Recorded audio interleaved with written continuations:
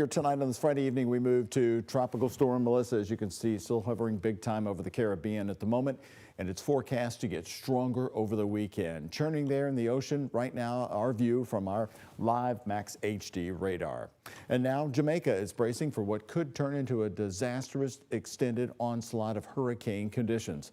Tropical Storm Melissa's outer bands are already brushing Jamaica and western Haiti. At least 3 deaths have been reported in Haiti already. A tropical storm warning and hurricane watches are in effect.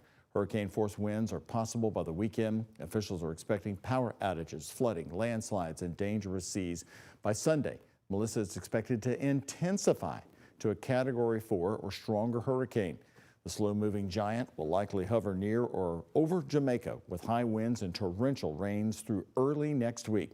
A direct hit to the U.S. isn't likely, but rough surf and rip currents could hit the East Coast next week. I was wondering about that, Mallory, as it's right down there in the Caribbean. Right. But the track looks like it's going to continue to move away from the United States. Yes. So yeah, you can see it behind us right here. So it is expected to rapidly intensify into a major hurricane that's Category 3 or stronger. But really the major impacts will be over Jamaica. A lot of heavy rain, gusty winds, really impacting. It's been with us so long. It seems to have not really budged because we've been doing updates every night here this evening. It's been very, very stagnant, and unfortunately it has a lot of warm water to feed off of and very little wind shear. So as we mentioned, it's going to develop over the weekend, certainly going to be something that we watch here at home, even though we won't be seeing the impacts here in the mainland.